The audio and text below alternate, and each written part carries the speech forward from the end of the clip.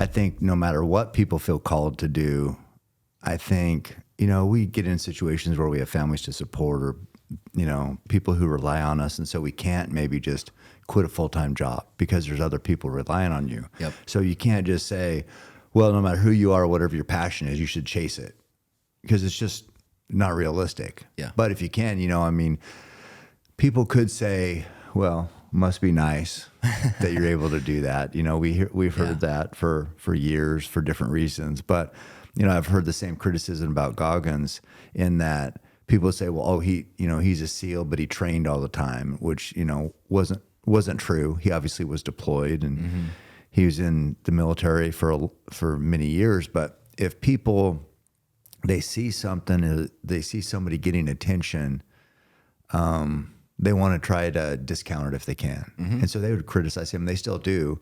And he has a big chip on his shoulder, but that motivates him as well. So you do I'm not saying a better job, because whatever Dave has done, whatever works for him, who am I to critique it?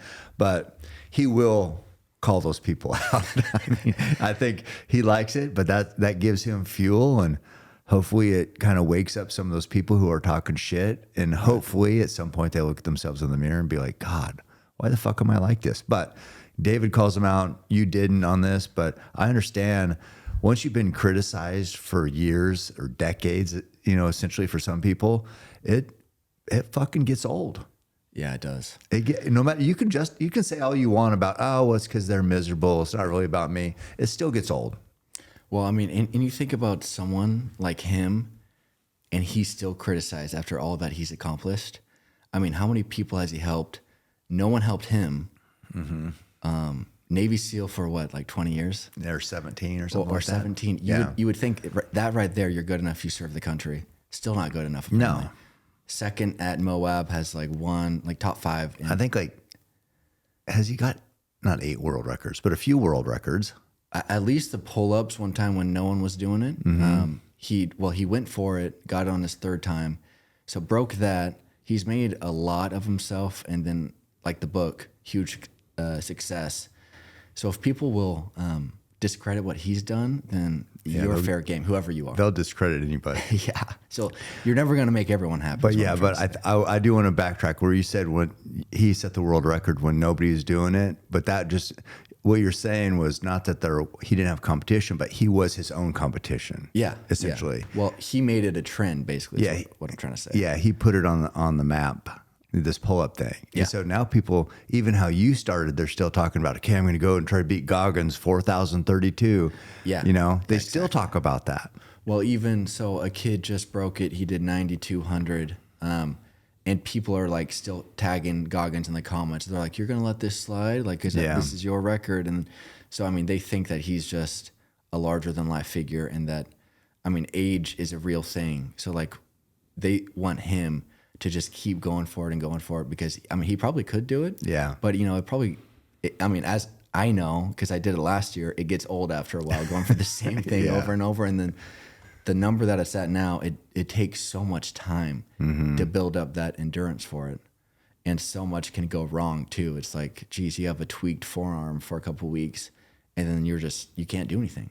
You can't do pull-ups. And, you know, to his credit, he's still out there crushing it. And still, he will, like I said, call people out. He will train with people just to crush them. Yeah. So he's still got that. I don't think that dog ever is gone once you got it. No. I mean, he's never going to change. But I mean, for you specifically, and you know, legions of other young men out there, he's been like this beacon, like chasing Goggins. And I think that's what, if I think back on it, that's where your, I don't know, I can't remember what your goals were at this time, but it didn't seem like, or in 2018 or 17, whenever he came out here and did that first lift run shoot with me, but it didn't seem like you were, quote, chasing greatness, as I referred to at the beginning of the podcast. It seemed like spending that day with him when we did the ultra marathon, we trained together. It seemed like that day seemed like it changed you. Was it before that or was it then? I would say that, you know, it is 2018 because we ran the 50K and then we went and lifted, and then Goggins, after all that, was doing his daily 100 pull-ups, and then that's when I started to do it as well. But I would say that there was levels to it, and I knew that I wasn't at the level that Goggins was at, you know, because he crushed me in the 50K, and then obviously he had that really good workout with like who's going to carry the boats and the logs, and then he did 1,000,000 reps. Yeah. Just seeing that, it was kind of profound, because at that moment he was like a superhero, and then he came to our small hometown, and then so I just remember like taking pictures of him and being like, wow, he's really here in the flesh, like kind of like a superhero. And then I was like, and people can really do this for a full-time job, just like do these amazing things, amazing accomplishments, and just get better and better, and then see how far you can take it. So, I mean, it did kind of get into my mind, but I had always just hated social media. So I was like, well, maybe I'll find another way.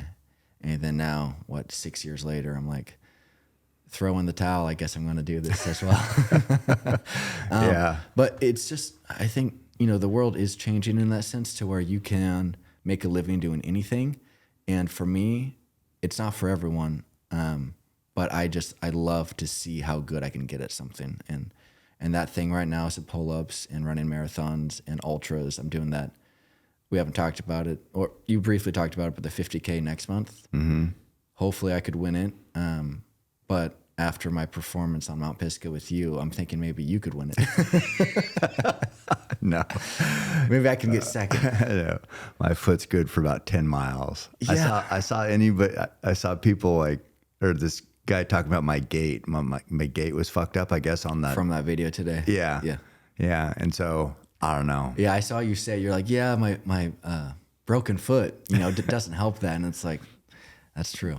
Yeah. You just forget about it because you've had it for so long. I know, 5 months, but I think it does, even though I try to, once you start changing your gait, that changes a lot of things in your body. I mean, like my calf today. Yeah. It's probably because of that. So I can get through like up to 10 miles and kind of fight through it and still stay like, you know, I mean, you have to stay so even and balanced, and you can't be favoring anything because in your body, something else is going to get fucked up. But yeah, so. Well, good thing a 50K is not more than 10 miles, right? Yeah, that's what I'm saying is I don't think I'm going to be in the mix, but I hope you win it.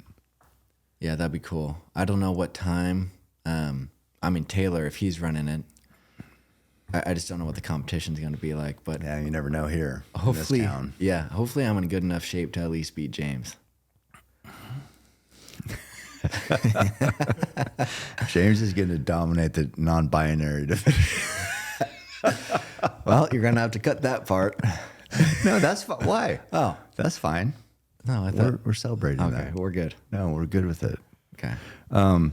Yeah, no, him and Eric Umenhofer. You mean the greatest real estate agent ever? Yeah, I did not know. Would he appreciate this plug right now? I don't think so. Well, Joe Rogan said he's number one. Oh, that's true. Yeah. And I think Trump did too. Well, no, I think Joe mentioned it a couple times. Did he? With Trump. Oh, on that podcast? Yeah. He Yeah, said so. a student of yours. Right. Yeah. No, but what I will say is James signing up for that 50K is kind of proof of just the way that you are. I think it rubs off on people. And obviously, like Tanner and I have done hard things, like physically, but just him, I don't think if he was working for doing whatever the heck people with his skills do, would sign up for a 50K or bench 225. Somehow he was able to do that.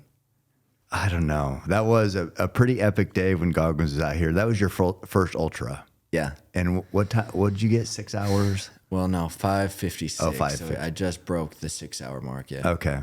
Yeah, but that was a special day. People, yeah, that video has been crazy.